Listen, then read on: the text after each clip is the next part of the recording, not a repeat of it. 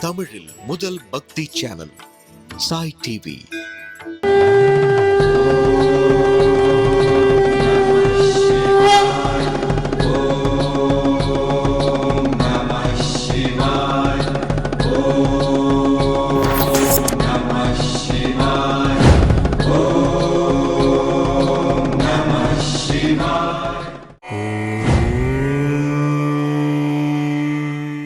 திருச்சிற்றம்பலம். நமச்சிவாயா வாழ்க, நாதன் தாழ்வாழ்க, இமைப்பொழுதில் என் நெஞ்சில் நீங்காதான் தாழ்வாழ்க. திருச்சிற்றம்பலம். சாய் டிவி நேயர்கள் உள்ளிட்ட அனைவருக்கும் வணக்கம். இன்று மார்கழி மாதத்தினுடைய 21ஆம் நாளில் நாம் இருக்கிறோம். இன்றைய தினத்தில் நாம் பார்க்க இருப்பது, நாம் சிந்திக்க இருப்பது, மணிவாசக பெருமான் திருப்பெருந்துறையிலே, இப்பொழுது நாமெல்லாம் ஆவடையார் கோயில் என்று அழைக்கிறோமே, நம்முடைய எம்பெருமான் நீசன் ஆத்மநாபராக அருள்பாலித்து அமர்ந்து அருள்பாலிக்கின்ற தலமாக இருக்கக்கூடிய அந்த தலத்தில் மணிவாசக பெருமான் இருக்கின்ற பொழுது அதிகாலை பொழுதில் இறைவனை பாடி பள்ளி எழுப்புவதாக அமைந்துள்ள பாடல்கள் இந்த திருப்பள்ளி எழுச்சி என்கின்ற இந்த பாடல்கள். இந்த மாதம் மார்கழி மாதம் புனிதமான மாதமாகும். இது ஆண்டவனுக்கு உகந்த மாதம் என்று சொல்லப்படுகின்ற ஒரு நல்ல மாதமாகும். தேவலோகத்தில் இருக்கின்ற தேவர்களுக்கு இது விடியற்காலை பொழுது என்று சொல்லப்படுகின்ற ஒரு மாதம். நமக்கெல்லாம் தினமும் தினமும் விடியற்காலையும் பொழுதும் வரும். ஆனால் தேவர்களுக்கு நம்முடைய 6 மாதம் அவர்களுக்கு ஒரு அரை நாள், நம்முடைய மற்றொரு 6 மாதம் அவர்களுக்கு மற்றொரு அரை நாள். அப்படி வருகின்ற பொழுது மார்கழி மாதம் அவங்களுக்கெல்லாம் விடியற்காலை பொழுது என்று சொல்லப்படுகிறது.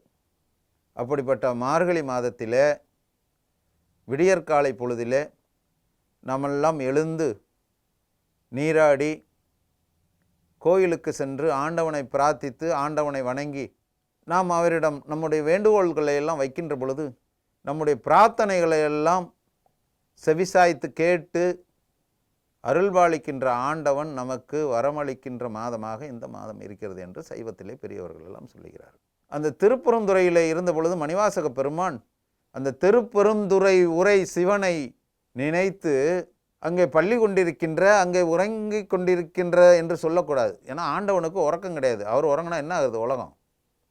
நமக்கு தான் உறக்கம், தூக்கம், மிளிப்பு எல்லாம்.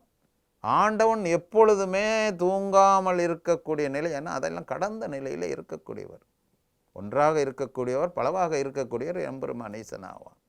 அப்படி இருக்கின்ற பொழுது அந்த திருப்பெருந்துறையில் எழுந்தருளி இருக்கின்ற இறைவனை மணிவாசக பெருமான் அங்கு இருக்கின்ற பொழுது இறைவனை துயில் எழுப்புவதற்காக பாடிய பாடல்கள் 10 பாடல்கள். அதுவைகள் திருப்பள்ளி எழுச்சி என்று அருமையாக சொல்லக்கூடிய பாடல்கள் ஆகும். பொதுவாக திருப்பள்ளி எழுச்சி என்ன என்றால், இதை வடமொழியிலே சுப்ரபாதம் என்று சொல்வார்கள். நம்ம வேங்கடேச சுப்ரபாதம் எல்லாம் கேட்டிருப்போம். திருப்பதி திருமலாவில் இருக்கக்கூடிய எம்பெருமான் நம்முடைய ஈசனை போன்று அந்த தலத்திலே இருந்து அருள்பாலித்து கொண்டிருக்கின்ற வேங்கடேச பெருமாளை பள்ளி எழுப்புகின்ற பாடலாக இருக்கிறது நம்முடைய சுப்ரபாதம் என்கின்ற பாடல்களையெல்லாம் நாம் கேட்டிருக்கிறோம். அப்படி வைகரையிலே புலர்ந்தும் புலராமல் சூரியன் உதித்தும் உதிக்காமல் இருக்கின்ற அந்த அதிகாலை பொழுதிலே இருள் நீங்கி ஒளி பிரகாசமாக எழும்பி வருவதை போன்று மனித ஆன்மாக்களிடம் மனிதர்களிடம் இருக்கக்கூடிய திரோதான மலம் என்கின்ற அந்த மலம் அகல பாடுகின்ற பாடலாக இந்த பாடல்களை எல்லாம் நாம் எடுத்துக்கொள்ள வேண்டும். அப்படி திரோதான மலம் அகல ஞான ஒளி வெளிப்படுகின்ற அந்த முறைகளை குறிக்கின்ற பாடல்களாக நம்முடைய திருப்பள்ளி எழுச்சி பாடல்கள் சிறப்பாக இருக்கிறது. மேலும் பார்த்தோம்னா இந்த பாடல்கள் எதை உணர்த்துகின்ற உண்மையை பொருளாக இவைகள் எதையெல்லாம் உணர்த்துகின்றது என்று பார்க்கின்ற பொழுது பொதுவாக நமக்கெல்லாம் தெரியும், இறைவன் வேறு என்று நினைத்தால் வேறு, இறைவன் நமக்குள்ளே இருக்கிறான், நாமும் ஒன்று, அவருடன் கலந்து ஒன்றாக இருக்கிறோம் என்று நினைத்தால் ஒன்று. அப்படி நமக்குள்ளே இருக்கின்ற இறைவனை நாம் முதல்ல சொன்ன மாதிரி இறைவனுக்கு உறக்கம் கிடையாது, நமக்கு தான் உறக்கம். மானிடர்களுக்கும் மற்ற ஜீவராசிகளுக்கும் தான் உறக்கமும் விழிப்பும் என்பது. அப்படி நமக்கு அறியாமல் உள்ளே உறங்கிக் கொண்டிருப்பதாக நாம் நினைக்கக்கூடிய உள் இறைவனை எழுப்புகின்ற விதத்திலே நமக்கு அறிவுறுத்துகின்ற ஒரு பொருளை உள்ளடக்கியதாகவும் நமக்கு நல்ல அறிவுரைகளை சொல்லக்கூடியதாகவும் அப்படிப்பட்ட வரிகளை எல்லாம் உள்ளடக்கிய பாடல், சிறப்பான பாடல், நல்ல பாடல்கள், நல்ல பொருளை உள்ளடக்கிய பாடல்கள் நம்முடைய மணிவாசக பெருமான் அருளி செய்திருக்கின்ற இந்த திருப்பள்ளி எழுச்சி ஆகும். இன்றைய தினத்திலே நாம் திருப்பள்ளி எழுச்சி பாடல் 1 பற்றி நாம் சிந்திக்க இருக்கிறோம். போற்றியன் வாழ் முதலாகிய பொருளே புலர்ந்தது பூங்கழற்கு இணை துணை மலர் கொண்டு ஏற்றினின் திருமுகத்து எமக்கருள் மலரும் என்ற வரிகளோடு துவங்குகின்ற பாடல் அருமையான பாடல். இந்த பாடல்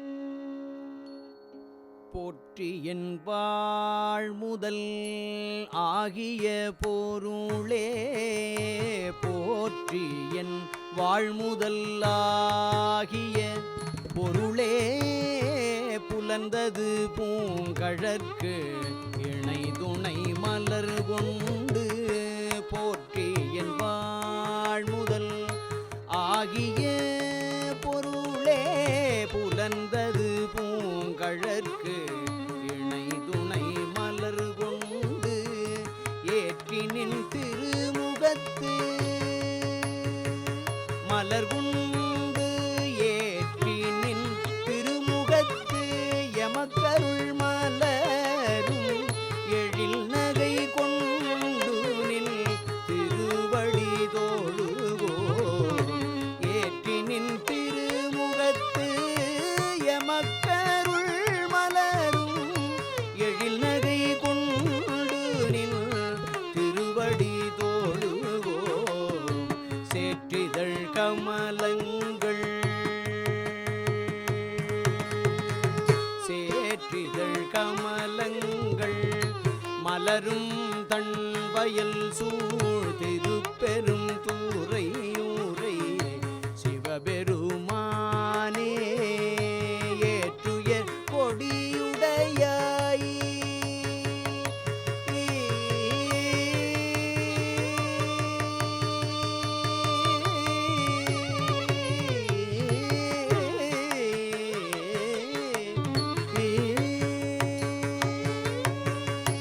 ஏற்றுய கொடியுடையாய் எனையுடையாய் எம்பெருமான் பள்ளி எழுந்தருளாயே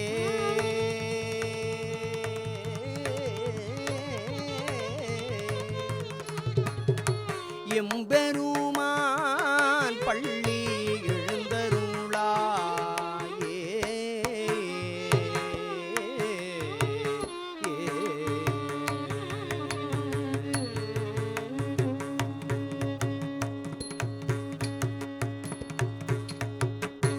இந்த பாடலுடைய பொருள், விளக்கம் இவைகளை பற்றி நாம் இன்றைய தினத்திலே சிறிது நேரம் சிந்திக்கலாம். இந்த பாடலினுடைய பொருள், சேற்றில் பூத்த செந்தாமரை மலர்களை கொண்ட குளிர்ந்த வயல்கள் சூழ்ந்த சிறப்புக்குரிய பெருமைக்குரிய திருப்பரந்துறையில் உரைகின்ற சிவனே எம்பெருமானே, என்னையும் முழுமையாக ஆட்கொண்டவனே, நந்திக்கொடியை உடையவனே, எனது வாழ்வின் முதல் பொருளே பொழுது புலந்து விட்டது. உனது பூ போன்ற திருவடிகளில் மலர் தூவி வழிபட வந்துள்ளேன் நான். உன் அழகிய முகத்தில் புன்னகை பூத்தபடியே எம்பெருமானே பள்ளி எழுந்து எனக்கு அருள் செய்வாய், அருள் செய்வாய். இந்த பாடல் வரியுடைய விளக்கம் என்ன என்று பார்த்தோம்னா, திருப்பெருந்துறை எனப்படுகின்ற ஆவுடையார் கோயிலில் நம்முடைய பல நாமாகரணங்களிலே ஆயிரக்கணக்கான லட்சக்கணக்கான நாமாகரணங்களிலே அழைக்கப்படுகின்ற நம்முடைய எம்பெருமான் ஈசன் இங்கு ஆத்மநாபர் என்ற பெயரோடு நமக்கெல்லாம் உலகத்திற்கு அருள் பாலித்து கொண்டிருக்கு. இப்படி நாம் வாழும் காலத்தில் பல இன்பங்களை அனுபவிக்க வேண்டும் என்ற நோக்கோடு இறைவனிடம் நாம் வேண்டுகிறோம். ஆனால் அவையெல்லாம் நம் உடலுக்கு தற்காலிக சுகம், சிற்றின்பத்தை மட்டுமே கொடுக்கக்கூடியதாக இருக்கும். ஆனால் என்ன செய்வது? நம்முடைய ஆன்மாவுக்கு சுகம் வேண்டுமே, நம் பேரின்பத்தை அடைய வேண்டுமே.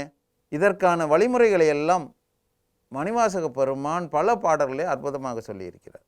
அப்படி இந்த பாடலின் மூலமாக மணிவாசக பெருமான் நம்முடைய ஆத்மநாபராகிய சிவபெருமானை சரணடைந்தால், அவருடைய பொன்னார் திருவடியை பற்றி நின்றால் நாம் பேரின்பத்தை அடையலாம் என்கின்ற பேருண்மையை உணர்த்தி இருக்கிறார்.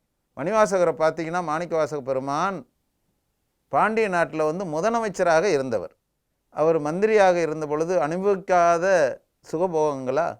அப்படி அவர் பாண்டிய நாட்டில் மந்திரியாக இருக்கின்ற பொழுது பல சுகபோகங்களிலே திளைத்து நின்றவர். சுகபோகங்கள் அவர் அனுபவிக்காத சுகபோகங்கள் இருக்கா? ஆனால் நம்முடைய பெருமான் இறைவன் சிவன் என்ன செய்தார்?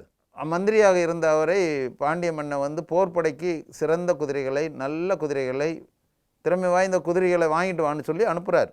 அவர் அனுப்பி வச்சதே எம்பெருமான் ஈசன் என்று தான் சொல்ல வேண்டும். அதை ஒரு சந்தர்ப்பமாக அவருக்கு அழைத்து தான் குடிகொண்டிருக்கக்கூடிய தலமாக இருக்கக்கூடிய திருப்பெருந்துறைக்கு அவர் வரவைக்கிறார். வரவழைச்சு அங்கே குருந்த மரத்தடியிலே அவருக்கு பேருண்மை உபதேசம் அளித்து ஆட்கொண்டு அவருக்கு அருள் பாலித்தார். அதுக்கு பின்னாடி தான் எம்பெருமானுடைய கருணை திரைத்த அருள் திறத்தை பற்றியெல்லாம், அவருடைய புகழை பற்றியெல்லாம், சிறப்பு பெருமைகளை பற்றியெல்லாம், தன்மையை பற்றியெல்லாம் பாடல் வரிகளை உள்ளடக்கிய அற்புதமான அமிழ்தினும் இனிதாக இருக்கக்கூடிய திருவாசகத்தை அருளி செய்தார் மாணிவாசக பெருமான்.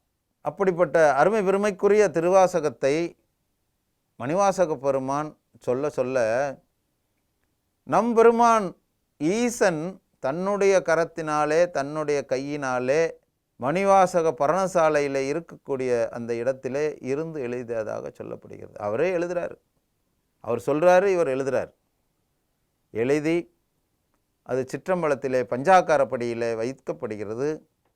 அதனுடைய பொருள் என்ன என்று அந்த தில்லைவாழ் அந்தணர்களெல்லாம் மணிவாசக பெருமானிடம் கேட்ட பொழுது, வினவிய பொழுது, இவர்தான் பொருள்னு சொல்லிட்டு நம்முடைய பெருமான் நடராஜ பெருமானோடு ஜோதியிலே ஐக்கியமானதாக சொல்லப்படுகின்ற ஒரு அற்புதமான பாடல்கள்லாம் நம்ம திருவாசகம். அப்படி மணிவாசக பெருமான் சொல்லுகின்ற வழியிலே சென்று இந்த மார்கழி மாதத்திலே ஆண்டவனை நினைத்து நினைத்து அந்த காவிய அமுதத்திலே மூழ்கி எம்பெருமானின் திருவடிகளை அடைய வேண்டும் என்பதே இதனுடைய விளக்கமாகும். இந்த திருப்பள்ளி எழுச்சி பாடலின் உட்பொருளும், செல்வம் கருதி சிலர் பலர் வாழ்வனும் புல்லறியாளரை போற்றி புலராமல் இல்லம் கருதி இறைவனை ஏத்துமின் வில்லி இலக்கெய்த விற்கொரியாமே என்று 10ஆம் திருமுறையின் திருமந்திர பதிகத்தின் நிலையற்ற செல்வத்தை நிலையாக கருதி வாழ்க்கையில் பணவசதி படைத்த ஆனால் இறை சிந்தனை அற்றவர்களை போற்றாமல் நிலைத்த செல்வமாம், நிரந்தர செல்வமாம் ஈசனின் அருள் செல்வத்தை பெற வேடன் வில்லிலே அம்பை பொருத்தி இலக்கை நோக்கி தாக்குவதைப் போல இறை அருளை, இறை கருணையை பெற இறை சிந்தனையோடு வாழுங்கள் என்று திருமூலர் பாடி பரவி உள்ளதும் ஒன்றே என்று நாம் உணர முடிகிறது. திருச்சிற்றம்பலம். சாய் டிவி நிகழ்ச்சிகள் உங்களுக்கு பிடிச்சிருக்கா? லைக் பண்ணுங்க, ஷேர் பண்ணுங்க, கமெண்ட்ஸ் பண்ணுங்க, சப்ஸ்கிரைப் பண்ணுங்க, பக்கத்தில் இருக்கிற பெல் சிம்பலை பிரஸ் பண்ணுங்க.